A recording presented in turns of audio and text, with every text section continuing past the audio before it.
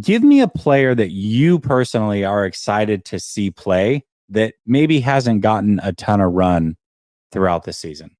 Who would you like to see play? Yeah, so I'm excited to hear your answer. What's funny with this Rams team, this is going to sound like a cop out, but it's really not. But because they're so young and have so much inexperience, that outside of their big core, which Sean McVay came out and said today that, Stafford's not playing, Kupp's not playing, Kyron Williams isn't playing, and Aaron Donald isn't playing. But outside of those, it's like they really can't like bench anyone else. So they're fielding like a JV team. And so there's not going to be a ton of guys that haven't played this year is all I'm trying to say. Like there's going to be guys that maybe didn't play as much, playing a little bit more. But to answer your question, the one that I don't know if you guys have noticed, but Demarcus Robinson, wide receiver, Yes. I can't remember I can't remember if I talked about him in week 2 with you, but going into the year on our show, it was like, okay, because this was before Puka Nacua was known to be great and whatever. It was like, okay, here's a guy that had, consistent success with the Chiefs, never dominant, but, averaged 400 to 500 yards every year. He's coming in now to this Ram system with Sean McVay. And after Cooper Kupp, like there was no true number 2 receiver. So I was like, Demarcus Robinson is a great opportunity to really be that guy based on his talent and skill level. And then Cooper Kupp gets injured and missed the first 4 weeks. It's like, well, Demarcus Robinson's probably gonna be wide receiver 1. Well, then Puka Nacua lights the world on fire and surprises everybody. Demarcus Robinson kind of gets forgotten about, not used very much. Tutu Atwell played really well early on, but these last since the bye, Demarcus Robinson has 4 touchdowns in 5 games. Has really gotten good at being that kind of go up and get a jump ball guy. So he's a guy that going into this game in this week specifically, I truly believe Puka Nacua will probably get his 2 catches for 35 yards in the first 2 drives, and they'll yank him out. So it's going to be kind of Tutu Atwell, Demarcus Robinson, and Ben Skoranek kind of running the show with Carson Wentz throughout the game. So excited to see Demarcus Robinson continue to evolve in this offense, because I think he adds an element that isn't like the other receivers. If you look at Cooper Kupp and Puka Nacua, very similar in kind of skill set. They can both run out of the slot. They can do outside too, but they're better in the slot.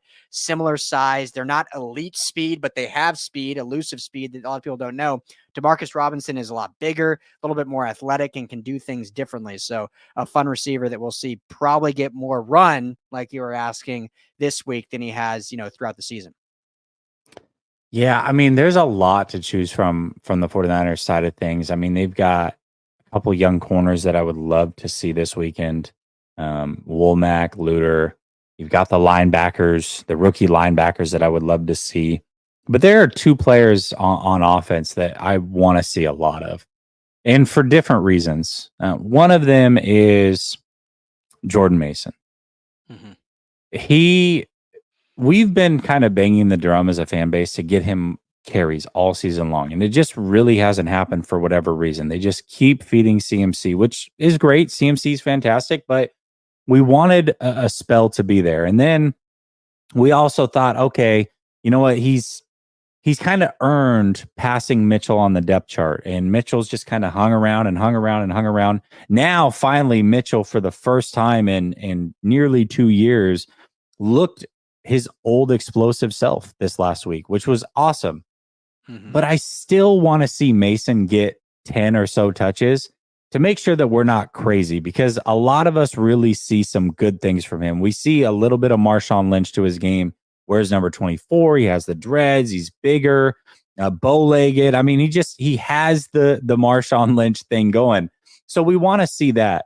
And then another guy that I want to see, and we have seen some of him this year, and he's done well in the small stretches he's played, but that's Ronnie Bell. And the reason I want to see a lot of him this weekend is because Juwan Jennings is likely not going to be on this team next year, and he's been an integral part to this offense. He's the guy that on third downs, he's kind of that safety blanket. He's a very good blocker, and I want to know if they have the replacement on the roster. And I think Bell is that guy, but I would feel a lot better about it if Bell comes out and does some of the things that I think that he can do for a full game, and they can let Juwan Jennings walk at the end of the season and then plug Bell in.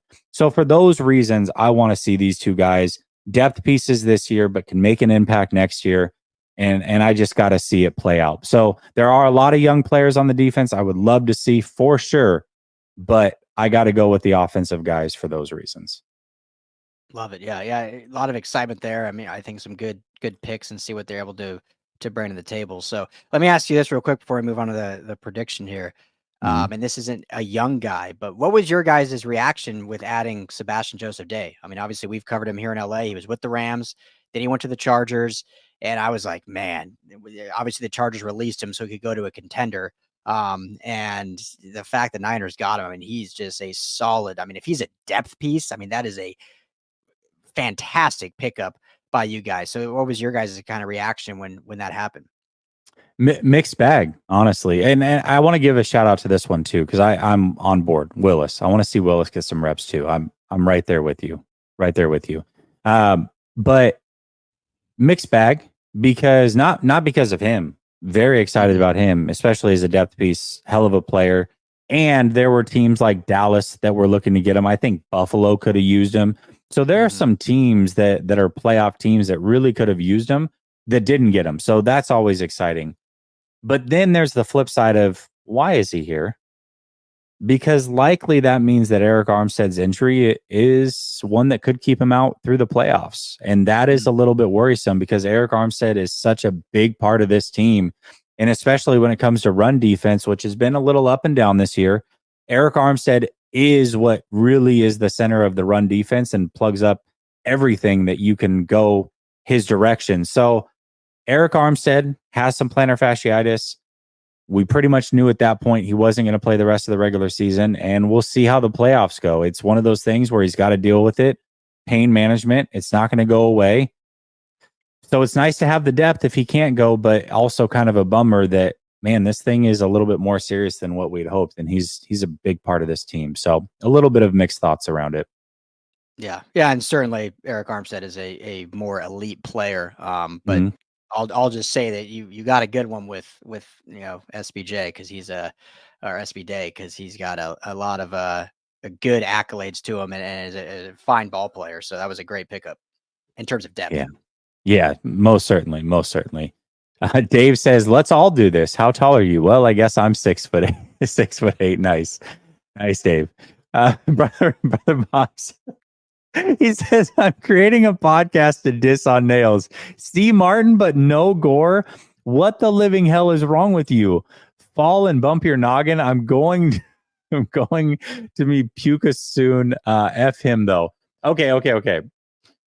Martin at least was an all pro in his career. Pretty sure that he was an all pro and was arguably the best running back in the league for a year. You can't say that about Gore. And they both had the cumulative numbers, but one guy for at least a year was the guy or the second best guy. You can't say that about Gore. So that's why, man, you got to be the best guy at least once in your career. You got to be a first team all pro. I love Gore, but man, I'm sorry. Dude, Martin, I just don't see it. other Go than ahead. Martin's final season, Yeah. every other season before rushed for over 1,000 yards. What was his he was an all pro, right? Make Yeah, sure I'm all not pro. going And crazy. no, he was an all Okay. pro and led the league with 1,600 yards. And his There you go. last season was the only season he didn't rush for 1,000. He still rushed for 800.